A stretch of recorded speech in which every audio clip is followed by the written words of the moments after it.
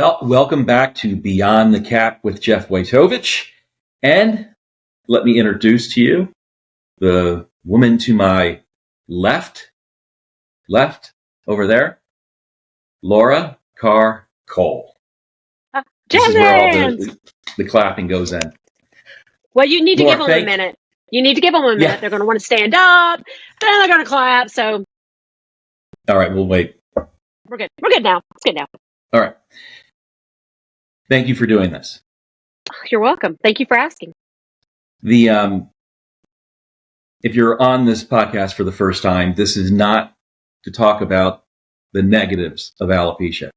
I don't really care about the alopecia in this podcast. I only care about how you got over feeling horrible about your alopecia and how you got through that, and you're now on the other side. So everybody that you see on these podcasts, they got to the other side. I'm not saying it's easy, because life's not easy. There's lots of things that are going on.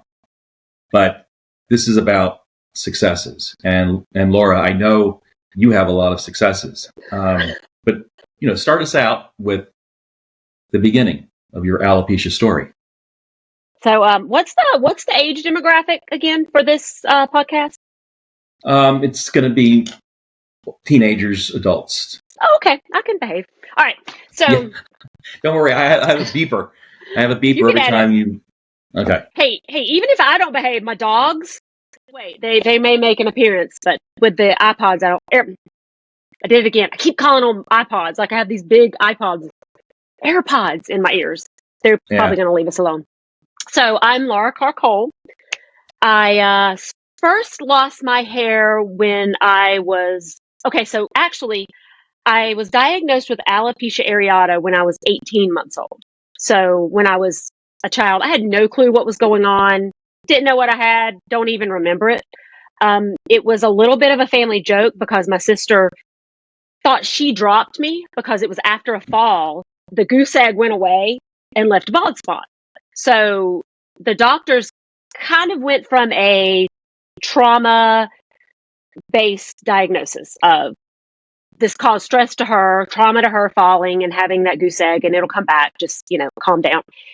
It didn't come back. We didn't calm down, obviously. So now my sister thought for all those years that she caused me to lose my hair. So I did what any loving younger sister of 10 years would do. And I just kind of gave her grief about it her whole life and just reminded her, hey, yeah, you should give me your typewriter because, you dropped me and I lost all my hair and you kind of owe me that now. So we have a funny dynamic there. But it wasn't until I was probably late. Side note here. It was later in life that we realized it wasn't stress. It wasn't trauma. It was an actual autoimmune condition. And ironically, now I've got tons of autoimmune conditions on my family that are starting to find out about. Nobody talked about it. And we've got this whole mental awareness, self-care generation coming up, and we're talking about this stuff now. So we went all those years thinking, okay, she's stressed. I would eat my meals like I was a grazer. Like mom would set my meals out as like a salad bar or something, and I would just graze all day to eat because they didn't want to stress me out with telling me I had to eat this or that. Took me to Disneyland or Disney World, whichever's in Florida, because, what if she dies? What if she's so stressed out? I was like 2. I'm just thinking, this is cool. To me, alopecia didn't suck at that time because alopecia was caused by stress, and because of the stress, I got to eat what I wanted, when I wanted, and, nobody told me no, and I got to go to Disney. So, yeah, it was okay at 18 months old. Now, I lost all of my hair, completely bald, alopecia universalis, when I was 9. And I didn't know. This is kind of when I would say it started to really suck for me because I did not know that I was even losing my hair. The doctors had told my mom I've seen the medical records where they've written their advice in the notes. They told my mom not to let me see the back of my head because the very back is where I was losing. Not to let me see it and not to draw attention to it because it would be too traumatic. Which, the whole stress thing. As I was going to say, as somebody who has thinking skills. I'm like, okay, let's that and reverse it a little bit here. You're telling me that if I know I've got alopecia, I'm going to be stressed, but yet stress caused me alopecia. So anyway, it is what it is. So I lost all of my hair at 9, and my parents did what they thought they should do. I've talked about it. I've tried to even explain to them, because I think sometimes they would get hurt when I would say I didn't have a choice. I didn't have a choice. That's the truth. But it wasn't that they didn't give me a choice. They didn't know I had a choice. Everybody, doctors were telling them. I mean, one of the pieces of medical advice they got was get used. My parents were like, how do we cope with this? And there's a doctor's record that says, get used to having a daughter that wears a wig. So it was never about being bald. It was never about losing my hair. It was about, now she's a girl that wears a wig. And so my aunt, who was a hairdresser, told, which I guess now maybe they call it stylist. There's like a PC term, hairstylist, which this was in the 80s, so it was called a hairdresser.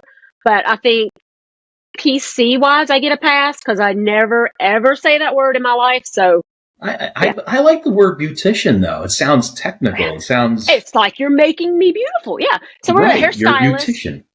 A hair artist. Let's just call them hair creatives. Anyway, the hair creative and my family told my mom, I've got a wig at the salon. I've got one wig at the salon. Now, this was in Vero Beach, Florida, and this aunt kind of did the hair of all the little hoity-toity ladies in Vero Beach, Florida. And occasionally one of the little older ladies would come in and she'd sell them a wig. Or maybe they were losing their hair from cancer and she'd sell them a wig. Well, she tells mom to bring me to the salon and she will fit me in this wig that she had, this one wig. So we go. I never chose a wig. I never was asked, do you want to wear a wig? To be honest, I was never even explained that I was losing my hair. Right. It was like one day I had blonde hair. I was just a normal 9-year-old. And then later that night, I think it was for my grandmother's funeral weekend. Like it was like an aunt or grandmother's funeral. That night I wear a wig from that day on. And it was a grandma wig. It was curls and it had gray in it. And I wouldn't even say that experience was traumatic or that it sucked or it was a core memory. It was just the reaction to my classmates. And in my case, even the teachers who were, giggling as I walked down the hall that first day in this wig. And I've always said that was the only time my mother's ever lied to me, because when I was sitting in the car and I was getting ready to get out, I was really concerned about this wig because to me, I felt like an old lady. And my mom told me no one will notice. It looks perfect. No one's going to notice. And it was like immediately I stepped out of that car and people started staring. And when I was walking down the hallway, 2 teachers were like laughing at me. And if you have alopecia, if you're bald, if you wear a wig, if you're different, period, you know that if someone laughs in your presence and they're laughing out of pure embarrassment, if you walk by them in your brain, your story is they're laughing at me because I'm bald or they're laughing at me because I'm different. So with the teachers, as a child, it very much felt like they were laughing at me. Right. As an adult, I don't know that they were, so I can only consider that kind of like a trauma moment or a core memory because of the story my brain told me. But and about your mom lying to you. I mean, back then, even when I started CAP in 2004, it was kind of the same way. So back when you lost your hair, the parents had no hope at all. You couldn't put a Band-Aid on it because you just can't put a Band-Aid on it because nobody knows what to do. And you just feel helpless. Yeah. So, yeah, I could understand her saying that. I jokingly say my mom lied to me. But honestly, Mom was you've heard of people just being good people. Mom was good people. And she saw the good in people. And I just think she underestimated the amount of assholery that exists sometimes within children. Yeah. Well, And it's so, true. I mean, in her mind, yeah. Yeah. I mean, it's one of the things that I thought of when Maddie lost her hair. It was like the most important thing is I didn't want those people to get their hands on her. And if they did, she would have a way of combating it, because that was my biggest fear, because I can't fix it. I can't do anything. So she needed to be good. Yeah. And that's how I think that's, it's not that I think, I know that's what my parents were thinking as well. Yeah. How can we cushion this blow a little bit? How can we, it's like they were putting a bulletproof vest on me, hoping that this wig was going to protect me. And it, maybe in some ways it did, but in many ways, it really just set me up for torture. And I've always said, and I will stand by this, the bullying that I received in school was torture. Torture to my mind, torture to my confidence. I just, there were times, like, things that I excelled in. So in third grade, I scored in an aptitude test, like in the top 1%. So my teacher was telling my dad, 99% of the kids in the United States scored lower than your daughter. So that was meaning I was going to get into special classes for, whatever. I really wanted them, and I that's a whole nother story I won't get into today. But I ended up not in those classes. A funny story, but not for this podcast. But I remember being a little bit scared. If I get in this class, I don't have the protection of this teacher that has had my back. If I get into this class, what's going to happen? Are they going to make fun of me? And this was the next year. And then even being in like chorus, I love to sing. I was obsessed with singing, but I was scared in chorus. What if I'm in? And it was a valid fear, because I would be on the risers. They put you on risers for choral stuff, and I could hear the people behind me, the kids behind me, whispering, she wears a wig. No, it's not. Yes, it is. Touch it, feel it. You'll see. Tug at it, pull it, see if it moves. And it didn't take much. If you tug it just enough, one person tugging a little harder than they thought they were, it was going to come off. And so I was always terrified to be in these things that I loved. So it wasn't just the tears and the destroying of my peace, but I couldn't do anything I loved. There was so much lost by that bullying. So I call it torture. It was physical, mental torture. And the other thing about that is, you have alopecia, and then that's automatically, it's something that you don't want people to find out about. So that's one. Then you put a wig on. Now you're worried about the wig on top of your alopecia. And it's still, I understand it. I'm fascinated by it, because a lot of times when I speak to kids and I ask them if they're being bullied or teased, a lot of times they say no. And okay, so you're not getting bullied and teased. So why don't you want to take the hat off? Well, I don't want them to take it off. I want them just to leave me alone. I'm like, but you do see that they know that you don't have hair. So you put a hat on to cover it up. Your number one fear is that they're going to take the hat off. Why don't you just take the hat off yourself and go to school? Then you don't have to worry about your number one fear anymore. And every time I say that to a kid, they're like, wow, that makes sense.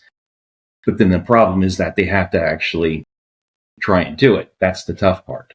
So I'll tell you right now, I've told parents this, and I'll say it, globally or whatever this is. A bullied child does not want to be identified as a victim bully child. They're already feeling different. Whatever it is they're being bullied for, they already feel different. They don't want to feel like, because once they say, yes, I'm being bullied, in their brain, that's going to trigger a whole series of events. Even though this may not be the case, in that child's brain, you're going to tell the principal. The principal's going to call their parents. They're going to call in this kid. They're going to call in this kid's parents. And I mean, historically, it doesn't end well for the victim of the bullying. And for as many times as there's been a school that's just stepped up and done the right thing, there's also been a school that we don't tolerate that here. So it's not happening. And if you as the victim don't step up and say something, we can't do Right. anything about it. So it's a whole nother reason to be bullied. Because before you were bullied because you're different. Now you're being bullied because you turned in, Right. John Doe child and got him in trouble. So now all of John Doe's child's friends are going to start bullying you, and you better not say anything because it's going to get worse if you do. So yeah, I never believe a child that's different that says they're not getting bullied. Yeah. I'm not saying that it's kind of like any child dealing with anything. You have to approach them a little differently and Right. watch for their signs, and just be willing to provide what they need when they need it. That's my mom. Oh my gosh, my mom was the master at that. I would come home, she could see it all over my face. And it would be, if I needed to cry, we cried. In fact, her go-to line, if I was crying and she thought, okay, we need to stop crying, Laura needs to laugh, her go-to line was she would walk in the kitchen and get a trash bag, like the Glad trash bag, get a trash bag out from under the sink and bring it to me and say, do you need a Glad bag? Do you need to get Glad? And then we just laugh and, I'd be mad at her and say, you made me laugh. I want to cry. She paid attention. So I think more than having the conversation of, are you being bullied? It's, you notice the signs. If your child's feeling a little down that day, hey, you look like you're feeling down. What's up? Get a snack that they love. Sit down. Let's watch a movie. Give them, now we call it self-care. My mom was way above the self-care trend. Like she got it before it was a thing. Just sit and give them space. Eventually they'll talk. And even if they don't, at least they know at home they're safe. And it's funny because, again, growing up 70s, 80s, my poor dad, typical, 70s, 80s dad, worked really hard, gone all day. And when I wrote my book, he read it. And there were so many things in it that he was like, if I'd have known that happened, I would have done this. He didn't know. I didn't tell my parents when things happened. There were maybe 4, 5 times that I told my mom when stuff happened. And she handled it like a boss. So how did you get through the rest of your school age adventures? I mean, what did you have to lean on to get you through all the different grades that we have in middle school and then high school? So the get me through answer is my mom, my faith. I met a best friend funny little story. When I was, see, the thing about traditional podcasts, you don't get to see all my little hand flying. Yeah. So this is really weird for me. Sorry.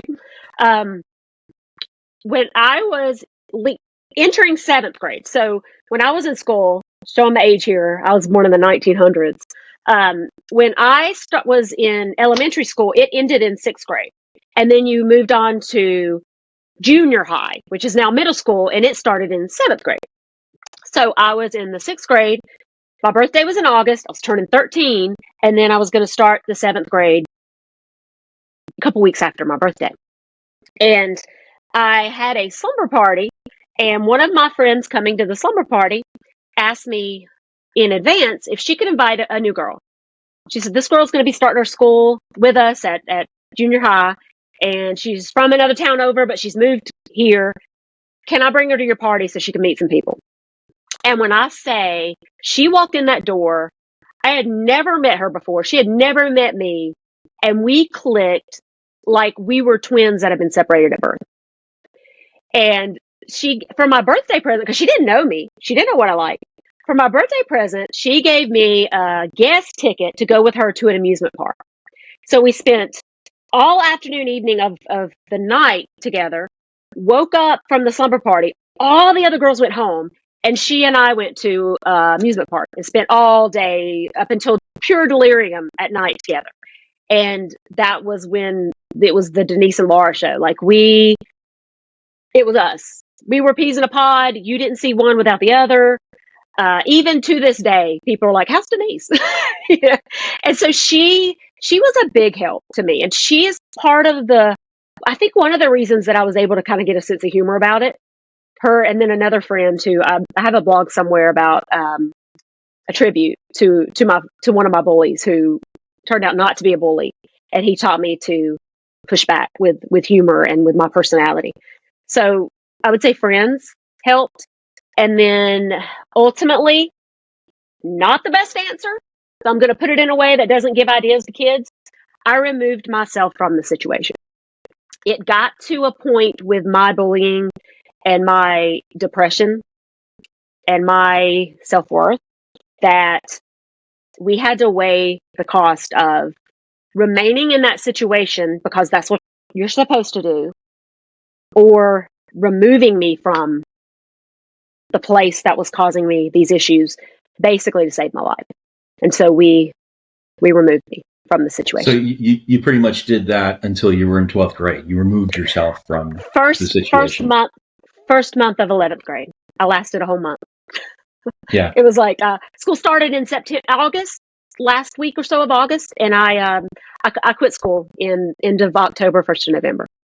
Right. But I immediately went to the local community college, got my high school diploma, kind of immediately. There was this whole hullabaloo that the school didn't think I was serious and didn't turn in my papers, so it was a whole thing, but that neither here nor there. All right. Yeah. Well, okay. So no matter how bad it was, and like you said, it was torture, which it is for so many people. You get through that time of your life. Now you're an adult. You've gone to school. You went to college. Now you have to do something in the world. What is it? Well, I didn't go to college. So community college for the GED. I got my GED. Yeah, I'm an oddity. Yeah. Remember that unsolicited bragging about being in the 1% of the test scoring? That paid off big time. So I will say on a side note for kids thinking, okay, I need to remove myself from the situation. It is a different time than it was. I mean, in the 90s, it was different. I mean, it was common. If you got pregnant, if you got sick, there were so many reasons that you had to quit school. Yeah. So it was a more common thing. Nowadays, they make it really easy for you to continue. So I would say if a parent's listening or a teenager's listening and having these thoughts, look into resources. A lot of your schools now offer some type of online thing. You've got free on homeschooling. I mean, there's so many resources now. So my option, being the only option in 1992, is not what today's only option is. So I would encourage people to not do the drastic move that I did. I quit school. It was funny because I worked at a job that sold the school supplies to the county schools that I actually just quit. So it got kind of weird there. And my mom came to me and said, an attorney's hiring next door. You should go talk to her. She says she wants a receptionist. So I literally, within days, I'd been working in a hot, warehouse, not hot, but a warehouse doing boxes and all this stuff, shipping stuff. So I walked over next door in a tank top and Daisy Dukes, because in the 90s, we wore the Daisy Dukes. You can Google it, but you probably shouldn't, honestly. So I walked over there in my Daisy Dukes and got the job. And so I was then full-time receptionist for a law office. And if you know me, I just bulldozed my way into whatever. So I kind of did that there and just bulldozed. And by the time I worked there until I was 18. And by the time I was 18, I was office manager and all of the paralegals kind of reported. I mean, I wasn't anybody's boss per se, but I kind of ran the office and it was great. You were the and original the rest is history. You were the original COVID. You got in there and you just spread. And I just took over. And so it was like that for literally my whole life. I went from there working for that law firm to, I don't even remember what I did after that law firm. I can't remember. Oh, I did I worked at a video store. I mean, I've always worked. I've worked since I was 14. And my mom was an enabler. She, not a mistake, but maybe made the mistake of telling me, you can do anything you want to do. You can do it. And I also grew up in the 80s Barbie just takeover, where our theme song for Barbie, I know now they have their own new generational songs and all. Our song for Barbie was "We girls can do anything, right, Barbie?" And that's how every Barbie commercial ended. So I can remember being like 10 years old and be outside playing with my neighbor, and like the boys would come up and give us grief that we couldn't do that because we were girls. And she and I literally breaking out into song. We girls, Barbie, I came from the just empowering Barbie generation. So at 14, I was like, I'm going to be a singer. And my dad said, well, I'll support you if you do gospel, because we don't want you to get lost in, this world of, and he saved me. I mean, that was a saving moment, because a lot of people were looking to take money from kids, and just with human trafficking and stuff. I did Right. not have the talent to be, I wasn't going to be a Britney Spears that Disney was going to pick me up and, so he saved me when he made that rule. It's probably really, really smart. And I think your mom did. I think your mom did a better thing by empowering you to do stuff, because if you have ADHD, it doesn't matter if they're telling you you can't do it. You're going to do it. If they're telling you you can do it, you're going to do it. Okay, but Jeff, I own like 140 domain names for all my business ideas, and I've got like, I think I counted 100. It's 100 plus softwares that do different things that I'm going to build some. I mean, it's bad. Now my latest thing I want to do is I want to join a roller derby team. Oh, that's what I want to do. You have to stop talking. I do. Are you serious? So, here's a roller derby team? Yeah, I bought 2 pairs of skates. I have a pair of light up skates that when I roller skate, the wheels light up. I think they're really cool. And then I have a pair of extra bougie skates that my kids got me for Mother's Day. They're like rose gold and they're like legit. And I'm going to take roller derby lessons. But, okay, so my mom would have said, you could do anything. Look at you. So I was actually telling my boss that I think I'm going to do rollerblading. And he was like, no, you should not do rollerblading. And like all my friends and everybody's like, no, I don't think that's for you. So I'm changing my goal, and this is getting a lot of support, but I want to talk our Charlotte female rollerblading team into letting me be their derby announcer. Oh, wow. I can see that. I can hear that. Just smack talk. Like, give me a headset, give me an open mic, and just let me call the shots because like it's an aggressive sport. There aren't like regular rules like in football, targeting, stuff like that. It's gonna be awesome. I think I picture in Dodgeball, the announcers for the movie Dodgeball. Yeah. That's what I picture me being, and I think I would be really good at it. So I hope you somebody start a petition. Somebody, I'm gonna I need celebrity endorsement. Somebody say this is your announcer. Yep. So do it. Right. Send me an email, Laura@baldmarketer.com. Give me a letter of recommendation. I want to be a derby announcer. So, okay. Where were we? So before that, me too. You don't have to go into a lot of detail, but from the time that you left school, you got your GED, you got this job where you became COVID and you just took over and you excelled at. And I know at the other stuff that you did, you excelled at. What was the next milestone in your life that pointed you in a different?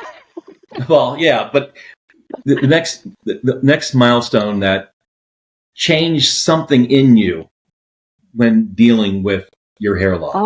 There's always something. This is kind of like I was getting there, but I feel like this is kind of a self-serving question that you're asking. Like as if, like you're insinuating that there might have been a person or an organization. No. I meant, there is. Right. I mean, we all have those life happenings where it's like, okay, we're going in this direction, and then, we're going to go this direction. I can tell you. You find your promised land. I can tell you. So, of course, I got married. I had 3 kids, And I was grown and I was at this event and I had this really just like luxurious. Someone had donated the money to buy me a custom wig because my wigs had always been so bad. It was one of the gospel groups had donated money and anonymously, but I did the record keeping for the management company that they used, and I saw who did it. So they're forever. I don't want to say their name because they believe they're anonymous, but they played a big role in what led to what changed my life. Right. So I had this wig on. I'm in a night, like a evening gown type thing for this event, and a photographer who's a modeling photographer told my kid's dad that I look like a Bond girl. And he was like, I would love to get her behind the lens. And so I called him when I got home. I said, hey, are you serious? And I'll make this short. And I said, I want to do it, but I want to see what I look like bald. I know, I'll do the wig. I told him about wearing a wig and he was like, oh my God, I didn't know that. Wow. I said, I want to do a photo shoot that is me with a wig. And then I want to do a photo shoot with me being bald. And so he did it. And I started noticing a reaction. Everyone that looked at those photos were like, oh, the wig photos were like, oh man, oh, look at you, girl. When people got to the bald photos, they were speechless. And I got comments like, oh, that takes my breath away. And that was the first time in my life. I mean, I'd never been told bald was ugly. I don't want to say never, but that was the first time in my life that I heard that bald was beautiful and that it was, I'm not a model. I'm never really been a model. I was 5'4" and I did promotional type modeling, but I never did like magazine stuff, but that was something. So fast forward, I got on a reality show called A Makeover Story, and they followed us to Nashville, Tennessee for the Dove Awards and got me all schmancy, dressed up and did my wig and my hair and all. And the premise of the show was I didn't know how to do my hair because I'd never really had to do hair. So they fancied me up, sent me to the award show. And it was that episode of that award show that got you or Betsy one of your attention, that you reached out and contacted me about coming to a CAP event and speak. And ironically, I knew that we call it come out bald. I knew that I really, really wanted to, but it was terrifying. So we have this progression of Laura going to CAP camp that starts from year 1 down to, it probably ends at about year 5. And then it's just, I'm a monster. You created that monster about year 5. And it's just I've never gone back. But first year I wore my wig. I was terrified. I actually was traumatized by the amount of bald people in that hotel. I would go speak and then I would go to my room and I think I was watching SpongeBob, like on the TV all night. Like I just crashed. I could not people. And then some of the other speakers went on a dinner night that we were all going to ride like together and go eat dinner somewhere. And I was the only one still wearing my wig. I was like, no, I'm not going in public bald. That's not going to happen. And, you had the world famous Georgia Van Kylenberg there. And I was so intimidated by her that I didn't even introduce myself or speak to her. Now she's like one of my very best friends and was in my wedding, but that's, I was very intimidated. So that was year 1. And each year I kind of progressed to another level. Year 2, I think I wore the wig till I got there. And then I packed the wig up in my suitcase and then put the wig on to go back to the airport. The 3rd year, I think I brought the wig in case I needed it. And I think maybe 3rd and 4th year, I brought the wig in case I needed it. And the thought was that when I landed, I would wear the wig. I would put the wig on to be in my hometown because I wasn't going bald a lot in my home. I'd never gone bald in my hometown. So there was like a few years that I did that. I would pack it, put it on at the airport, and then ride home with the wig on. And then it was about year 5 that I was like, I'm not taking this wig with me. And so it became a thing where I never wore a wig to CAP camp. And I wore it most of the time in public at my hometown, but sometimes I didn't. It was just, if I was going to the gym, I quit kind of wearing it to the gym. And then it was 3rd, I was about 38 or something. I think it's been 10 years now. I was 37 because I'm 47. 47, pushing 50. Oldest Cap kid, I think, maybe on your roster right now. But I went to my work and I said, I don't want to wear a wig anymore. It's uncomfortable. It's itchy. It makes me very self-conscious because by this time, career-wise, I was in a leadership role in marketing for a production company. Way far before, way far after, office manager of a law firm. And it was a weird feeling to go into work and kind of have to be this really assertive and aggressive marketer and pitch and have to and be self-conscious the whole time of, is this person noticing that I wear a wig? Is this person looking at the wig? It just always was in my mind. I didn't have the fears of that they were going to pull it off, but I would have the fear that they were going to ask me if it was a wig. I had the fear if they were going to the whole time just be thinking about it. And I had, so when you wear your wig, you're not getting it ready so it looks like a wig. You want it to look natural. So when you get it to the way that you want it to look and you leave, then you're going to start questioning yourself. And and I would say 85% of the time, that is a total made up statistic, but I do that. I once built a website on the fly in about a 5-minute time. Like, man, I'm telling on myself now. This person's going to know. He won't listen to this. He doesn't like me. So I was in a meeting with a client for a company I worked for, and he kept giving ideas that were horrible. They were horrible ideas. So I kept throwing back fake statistics of why his ideas were horrible. And just so you know, it was things like pop-ups on his website every second. And I was like, no, people don't want that. You can't do that to a website viewer. So it wasn't like I had this ego and I was arrogant. Yeah, it was just stupid ideas.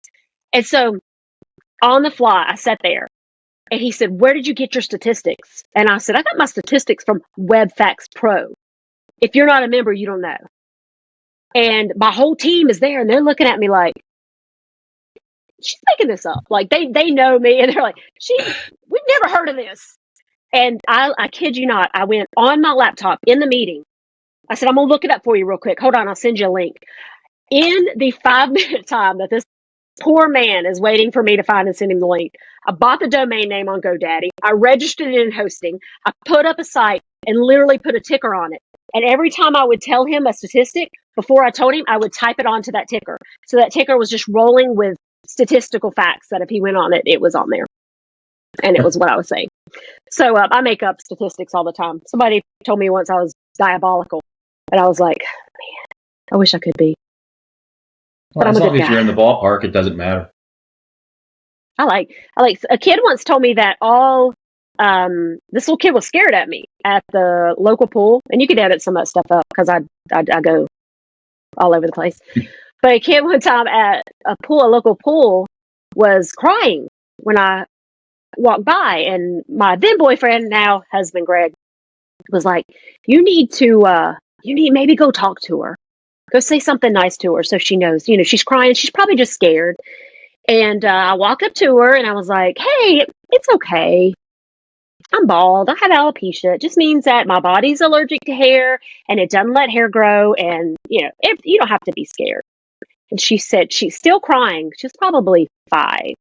And she was like, all the bald people on TV are the bad guys.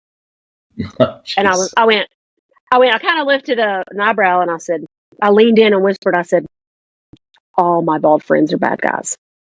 Like that, because think about all of them. They all play the bad guys. And I was like, I winked at her and I said, I'm a villain too. And just walked off and Greg was like, you shouldn't have done that. And I was like, the mom wasn't stepping in. Somebody had to. So I don't know, I maybe traumatized her. I probably shouldn't have done that, but. Well, I mean, hey, you have to do what you have to do when you have to do it. But it was fun. Yeah. And I got to laugh. And instead of me feeling bad that somebody thought I was evil, I just walked out with the arrogance of, I'm a villain, yo.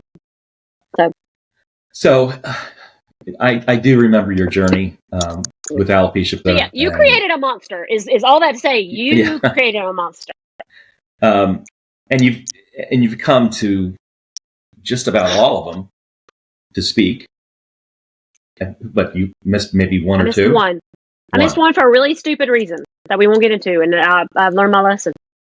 Well, we definitely appreciate who you are. And let me just go back to that photographer when you were modeling, when you took the wig off and you felt really good about that. It wasn't because of your bald head. The reason why you felt good is because you were yourself for the first time. So people were seeing the beauty that you had, not what you were trying to create. And that's why you felt free. So good. Yeah. Yeah. I was free. I was me. I was authentically myself. Well, yeah. You definitely became yourself. Laura's one of those people that you have to keep her in check. You know, security's around her at all times. We want to make sure Admittedly, though, I'll warn people. Admittedly, I don't have a filter. Well, I'm happy that the real you came out, because if you would have stayed with that wig, you wouldn't be the same person. You know, honestly, I can't think of any scenario in my life that would have been me staying with the wig. Right. Well, that's good. Post CAP. Yeah. Post Children's Alopecia Project. Pre-Children's Alopecia Project, I possibly would have been convinced. Yeah. But when you come to an event like CAP, where you're allowed to be who you are, whether you're wearing a hat, you're wearing a wig, you're bald. I mean, even we've got kids there that have half hair. I mean, whatever it is, that this is how I'm comfortable and this is what I need. Okay, you come as you are. You come like that, and you see some changes. Sometimes people take the wig off. Sometimes they take the hat on. Sometimes they leave it on the whole time, and that's how they're comfortable. That's them. Right. And when you get around that, it makes it really easy to identify your authentic self. Yeah. What works for totally me. Agree. And I think that if I was meant to wear wigs, I would have gotten to camp and felt super confident in my wig. Yeah.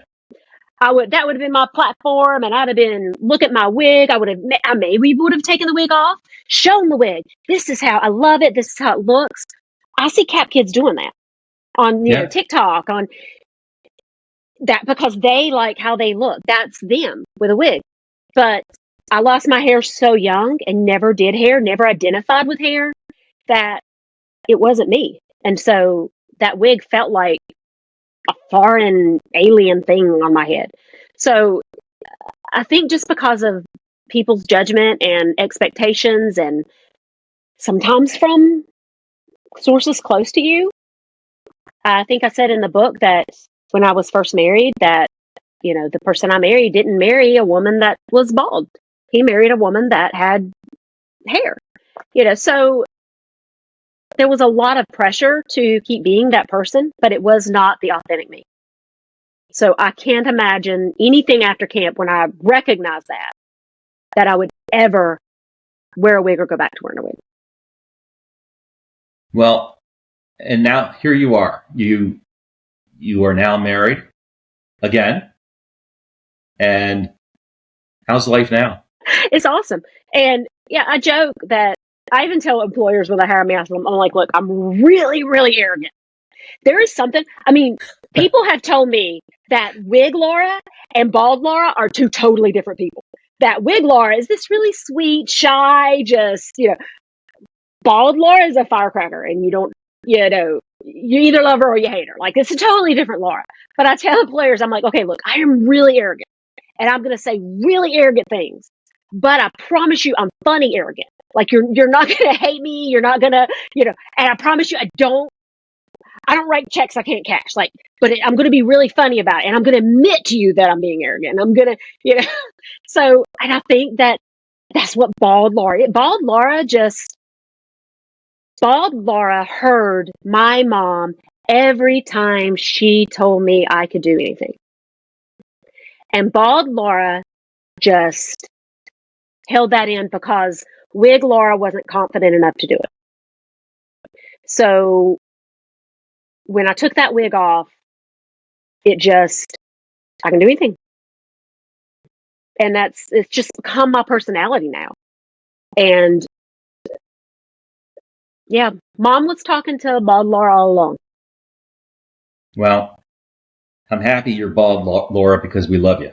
And I appreciate everything that you do for us. I appreciate how you're arrogant in a funny way, because it disarms people. It makes them feel so scared, and then they realize you're being funny, and then you're like, I want to be with this person because you make them feel good. And that's why I put the disclaimers. I can tell when somebody's not laughing. I'm like, okay, hold on. I'm joking right there. Like, it's hard with a video podcast when I say things and there's no laughter. I'm like, do I need to do a disclaimer? I'm joking, but right. Yeah, I come with disclaimers. Well, we love you, and I appreciate you coming on doing the podcast. So let me say, though, before you say bye, I want to say that the same way that my mom deposited all that, I don't really know the word for it. It was just fuel. It was fuel. She was just filling me up with, you can do anything. You can do anything. That is what CAP does for CAP kids. It's not, I know I read the mission statement and the articles and the testimonials about, confidence, all these things. All that's great. But not every CAP kid leaves CAP with confidence. Right. Not every CAP kid comes to the children's alopecia camps year after year after year after year and has confidence. But I believe, and I'll even say, there's like a scripture that says if you cast your bread on the water, it always comes back. You cast anything on water. It's proverb and a scripture. You put anything on water, it's going to float. Water has tides and ebbs and flows. And I believe that with CAP. That's what you're doing. A kid, whether they come 1 year, 12 years, you are filling that cup. And then one day, when it registers, they're going to be so arrogant. But you know what? Let them, because they have earned it. They're going to do great things. And we see it already. I mean, oh my goodness, Jeff, these CAP kids are growing up. The things they're doing, the things they're being. And it's so funny because I hear like Maggie say, talking to the kids about, I really want to deal with body image and not being bald because being bald was never my issue. That is like, that's that infilling, always infilling. And it's beautiful. And you've created not just this machine of checking out these confident people, these world changers, but you've created a family because the parents, the kids, the mentors, the volunteers, they're my family. I have a former CAP kid coming to my house for Thanksgiving. Oh, that's awesome. With my family. Him and his spouse are coming to my house and spending Thanksgiving with us. And you're going to see more stuff that we're doing, and we're including a CAP Kid alumni into a few things. One of the reasons is because of what you said. It might have took them some time, but they got to that place because they knew they had support. They knew that their parents were supporting them. And on the flip side, there were a lot of kids that they chose not to wear a wig or not to wear a hat. And when they became older teenagers and young adults, they were confident enough to put on a wig and be able to feel feminine in a certain setting. And then when done, take it off. That's perfect, because we always said that we want people to want to wear a hat or a wig. We don't want them to feel like they have to. Right. And to me, that's the thing. That's the magic. Right. Yeah. Well, you're part of that magic. So thank you very much for being on the podcast. And again, everybody that's watching, we will have a podcast the last Thursday of every month at 4 p.m. Eastern Time. Laura, thanks again. It's a website, children'salopeciaproject.org. You've got it on there. You can go check it regularly. And how about your website? Attendees. And your website? Which one? Oh, that's right. You have like, So I have baldmarketer.com, and I am actually about to launch alopeciaawareness.com. And I'm going to awesome. feature alopecians, cap kids, alopecians, your organization, people who are making a difference in the alopecia world. Awesome. Looking forward to it. All right, Laura. See you later. Bye-bye. Bye.